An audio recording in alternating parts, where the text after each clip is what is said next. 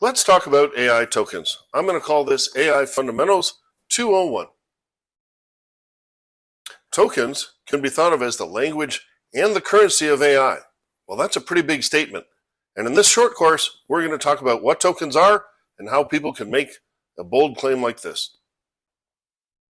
So first, let me make the case here that an IT professional today needs to be able to speak some of the basics on the language of AI. So what is more likely? That the data scientist or AI practitioner learns how to speak IT fluently? Well, if that's true, they would have to learn about all the different server types, servers, blades, HCI appliances. How about storage? The differences between block, file, and object. What about networking? 7 layers of the OSI model, Ethernet, InfiniBand, NVMe over fabrics. And then, of course, there's all the language of clouds and all the various acronyms that fall under that category. Well, I'll tell you what, they are data scientists, and they have no interest in becoming IT professionals.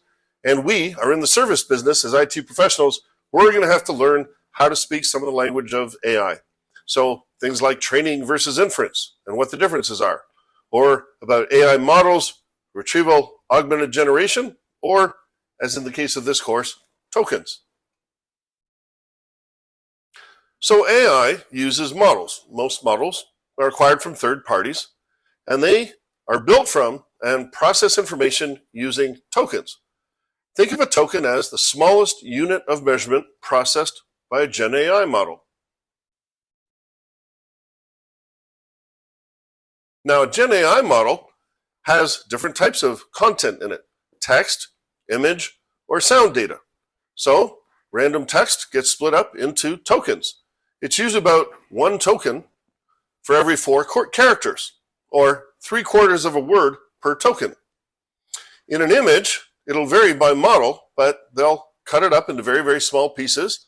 Maybe it's 32 by 32 bits or 512 by 512 pixels, and that constitutes the various different building blocks of images. And then, of course, sound gets delivered as sound waves. And, of course, a lot of sound gets consumed as words as well. And so you have this same rule of thumb that 1 token is usually about 4 characters or 3/4 of a word. So generative AI models will take all of this information from text, images, and sound and store them. The text patterns are stored in what is called a vocabulary. Image and sound waveforms are stored in what they call a cookbook. These known patterns are called tokens. Let's take a look at how tokens impact the cost of AI. So first of all, when you type in a prompt or use your voice to ask a question and enter a query, those are called input tokens. And when you get an answer back, those are, as you'd expect, output tokens. So in this case, we have a simple common riddle where we start with, why did the chicken cross the road? That's 7 words and likely 10 tokens. I say likely because each model tokenizes differently. And in this case, the output tokens would give us 6 words, right? So to get to the other side, that's 6 words, and likely, let's say 9 tokens. It'd probably be 8 or 9. So the total tokens used in this example is 19. And when I look up standard API access for the GPT 5.2 model, it's $1.75 per million tokens.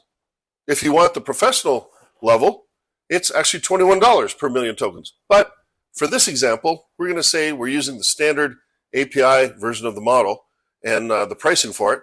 And that gives us the total cost of the above query. And you can see it's not a lot of money, but the costs can add up very quickly. So that's how tokens work. A key insight here is longer prompts and longer outputs require the processing of more tokens, which incurs higher cost.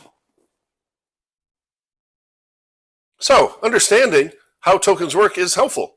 If you think of how the AI team thinks, they're under a lot of pressure and they have to get things done quickly. They could view the IT department as nothing more than a provider of tokens.